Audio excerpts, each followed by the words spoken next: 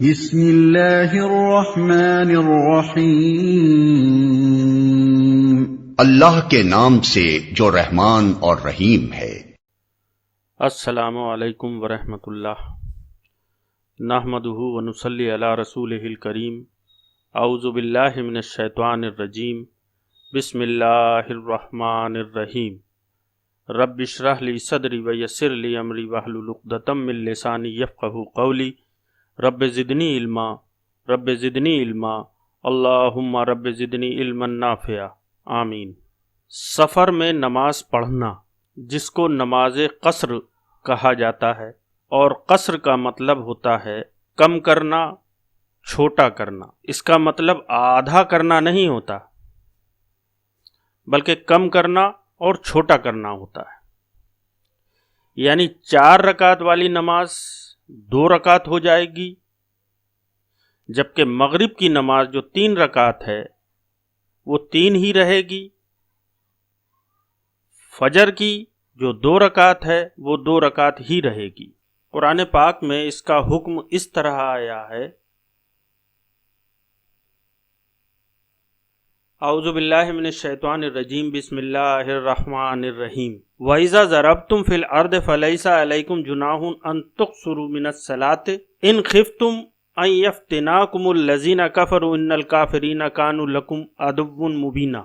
یعنی اور جب تم لوگ سفر کے لیے نکلو تو کوئی مضائقہ نہیں اگر نماز میں اختصار کر لو، خصوصاً جب کہ تمہیں اندیشہ ہو کہ کافر تمہیں ستائیں گے، کیونکہ وہ کھلم کھلا تمہاری دشمنی پر تلے ہوئے۔ یہ سورہ نساء ہے، اس کی آیت نمبر 101 ہے۔ یعلا بن امیہ کہتے ہیں کہ میں نے حضرت عمر بن خطاب رضی اللہ عنہ سے پوچھا کہ جب وہ ذوالحلیفہ میں نماز قصر پڑھ رہے تھے۔ ذوالحلیفہ وہ مقام ہے جب لوگ مدینہ کی طرف سے حج کے لیے جاتے ہیں تو اس مقام پر احرام باندھتے ہیں۔ تو میں نے پوچھا کہ یا امیر المومنین، اب تو لوگ امن میں آ چکے ہیں، تو اب قصر کرنا کیسا ہے؟ آپ کیوں قصر پڑھ رہے ہیں؟ تو عمر رضی اللہ عنہ نے فرمایا کہ میں وہی کرتا ہوں جو میں نے پیارے آقا صلی اللہ علیہ وسلم کو کرتے ہوئے دیکھا ہے، کیونکہ پیارے آقا صلی اللہ علیہ وسلم کا ارشاد گرامی ہے کہ سلو کما رأیتمونی اصلی، نماز اسی طرح پڑھو جس طرح تم مجھے پڑھتے ہوئے دیکھتے ہو۔ کیونکہ میں نے اسی مقام پر جب پیارے آقا صلی اللہ علیہ وسلم نے نماز قصر پڑھی تو میں نے یہی سوال کیا تھا، تو پیارے آقا صلی اللہ علیہ وسلم نے فرمایا کہ قصر جو ہے وہ اللہ تعالیٰ کی طرف سے صدقہ ہے۔ صدقہ مطلب آسانی، جب ہم صدقہ کرتے ہیں تو کسی کے لیے آسانیاں پیدا کرتے ہیں، اور یہ اللہ تعالیٰ کی طرف سے صدقہ ہے، اسے قبول کر لو۔ ابن قیم رحمہ اللہ فرماتے ہیں کہ سفر خود بذات خود ایک عذاب کا ٹکڑا ہے۔ اگر کوئی شخص بزنس کلاس یا فرسٹ کلاس میں بھی ہوائی سفر کر رہا ہو اور 14 گھنٹے کا سفر ہو تو پھر آپ اندازہ لگا سکتے ہیں کہ اس کو کتنی پریشانی ہوگی، کیونکہ وہاں لیٹنے کی بھی کتنی جگہ ہوگی اور چلنے پھرنے کی تو کوئی جگہ نہیں۔ تو اس تکلیف میں آپ کو اللہ تعالیٰ ایک رعایت دے رہا ہے، اور جب آدمی تھکا ہوا ہوتا ہے تو سب سے زیادہ کیا چیز متاثر ہوتی ہے؟ وہ ہے نماز۔ جب آپ تھک جائیں گے تو آپ کا نماز پڑھنے کو جی نہیں چاہے گا، بلکہ آپ سستی کر جائیں گے۔ اس کی آسانی کے لیے قصر کی گئی ہے۔ اسی طرح حضرت علی کے بارے میں آتا ہے کہ جب وہ کسی طویل سفر سے واپس آتے تھے تو کوفہ میں داخل ہونے سے پہلے نماز قصر پڑھ لیا کر، یعنی کوفے کے گھر نظر آ رہے ہوتے تھے لیکن پھر بھی وہ اس سے پہلے مسجد میں نماز قصر پڑھ لیا کرتے تھے۔ اس سے بھی یہ کلیئر ہوتا ہے کہ صحابہ اکرام نے اس صدقے کو، یعنی اس آسانی کو جو اللہ تعالیٰ کی طرف سے ہے، کس طرح قبول کیا اور اس پر کس طرح عمل کیا۔ پیارے آقا صلی اللہ علیہ وسلم سے بھی किसी भी सफ़र में पूरी नमाज पढ़ने का सबूत नहीं मिलता। यानी प्यारे आका सल्लल्लाहु अलैहि वसल्लम ने जब भी नमाज पढ़ी सफ़र में तो वो कसर ही पढ़ी। इससे एक बात ये भी क्लियर हुई कि जब हालात बदलते हैं तो मसाइल भी चेंज हो जाते, और जो कुछ हमें शरीयत इजाज़त देती है उसके हिसाब से ही अमल करना बेहतर होता है। यानी जो आसानियाँ हमें हालात के चेंज होने पर मुहैया की जाती हैं, जो इजाज़त दी जाती है, तो हमको उनको बखुशी तब्दील करना चाहिए, उनको एक्सेप्ट करना चाहिए और हठ धर्मी को छोड़ देना चाहिए कि नहीं जी हम तो, हमारे अंदर बहुत जान है, बहुत ताकत है, तो हम तो पूरी पढ़ेंगे। नहीं, बल्कि जो कुछ प्यारे आका सल्लल्लाहु अलैहि वसल्लम ने किया है हमें उसी हिसाब से अमल करना है।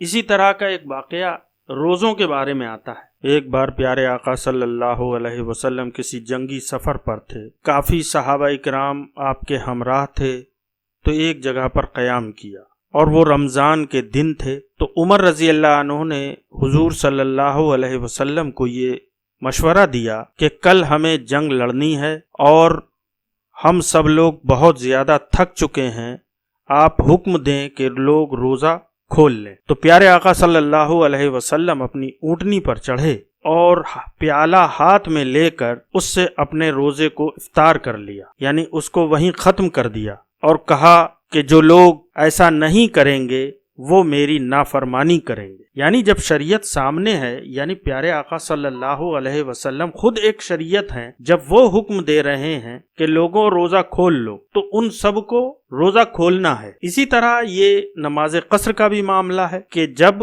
अल्लाह के नबी सल्लल्लाहु अलैहि वसल्लम ने ये फरमा दिया कि सफ़र में नमाज कसर अल्लाह ताला की तरफ से एक सदका है, इसको कबूल कर लो, तो हमको हठधर्मी नहीं दिखानी चाहिए, हमको जिद पर नहीं आना चाहिए कि हम बहुत मजबूत हैं, हम पूरी नमाज पढ़ेंगे। अब आजकल हमारा सफ़र ऊँटों पर तो रहा नहीं, जाहिर है हमें या तो बस में या ट्रेन में या हवाई जहाज़ में सफ़र करना है, तो वो किस तरह करें? तो उसका तरीक़ा ये है कि जब आपको लगे कि ये ट्रेन, ये बस क़िबला रुख है, यानी उस तरफ जब वो मुड़े तब हम नियत कर लें और फिर वो जिधर भी मुड़ती जाए कोई हर्ज नहीं है, क्योंकि उसमें फिर आपकी कोई गलती नहीं।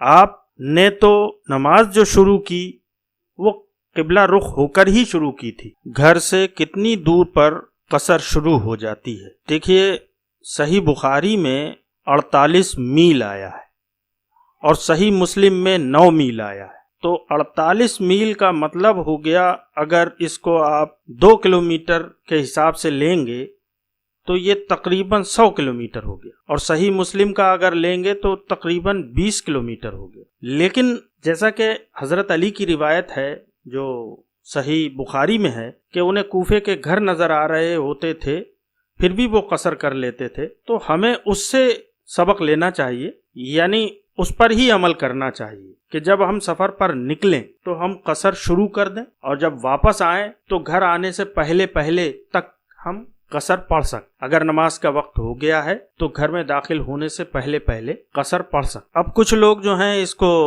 समझते हैं कि नमाज कसर का मतलब है कि नमाज हाफ हो गई, यानी आधी कर दी गई। तो आधी नहीं बल्कि कम की गई है। एक साहब का वाक़या है कि वो कहने लगे कि ज़ुहर में और असर में और इशा में तो हमें कोई प्रॉब्लम नहीं होती है, लेकिन मगरिब में बहुत प्रॉब्लम होती है। मैं समझ ही नहीं पाता हूँ कि मैं 1.5 रकात कैसे पढूं। यानी उन्होंने ये समझा था कि वो शायद हाफ करना है, यानी कसर का मतलब हाफ होता है। अब वो 3 के 1.5 कर रहे थे, तो कहते हैं कि 1.5 कैसे पढ़ें। तो उनसे पूछा गया कि भैया आप फजर के कितनी पढ़ते हैं? तो उन्होंने कहा फजर में 1 पढ़ते हैं। तो उन्हें बताया गया कि नहीं भाई, जो आप समझ रहे हैं ये गलत है, बल्कि जो 4 रकात हैं वो 2 हो जाएंगी, 3 3 ही रहेंगी और 2 2 ही रहेंगी। सफ़र में कितने दिन कसर करें, यानी हम घर से निकले तो हम कितने दिन बाद हमारी जो है वो पूरी नमाज हम पढ़ने लगेंगे। तो 15 दिन का भी कौल मिलता है हदीसों में और 19 दिन का भी मिलता है। और एक हदीस ये भी मिलती है कि जब सहाबा-ए-किराम आज़रबाईजान के लिए जंग के लिए रवाना हुए تو وہاں پر برف باری ہو رہی تھی، تو انہوں نے یہ سوچا کہ چلیے ٹھیک ہے، آج برف باری ہو رہی ہے، کل ہم واپس گھر کے لیے نکلیں گے۔ تو وہ آج کل کرتے کرتے جو ہیں 6 مہینے تک انہوں نے قصر نماز پڑھی۔ تو اگر ایسے حالات ہو جائیں جس میں آپ کو کلیئر نہ ہو کہ آپ کو کب واپس ہونا ہے، کب گھر جانا ہے، اور آپ شک کی حالت میں ہوں، تو اس حالت میں بھی ہم قصر کر سکتے ہیں، یعنی ہمیں قصر پڑھنا چاہیے۔ امید ہے کہ قصر کے بارے میں بہت ساری باتیں کلیئر ہو گئی ہوں گی۔ پھر بھی اگر کسی بھائی کو کوئی سوال ہے تو نیچے کمنٹ باکس میں لکھ دیں، انشاءاللہ اس کا بھی جواب دے دیا جائے گا۔ اور آخر میں اللہ تعالیٰ سے دعا ہے کہ اللہ تعالیٰ ہم سب کو قرآن و سنت پر عمل کرنے کی توفیق عطا فرمائے، اور پیارے آقا صلی اللہ علیہ وسلم کے بتائے ہوئے راستے پر چلنے کی توفیق عطا فرمائے۔ آمین یا رب العالمین۔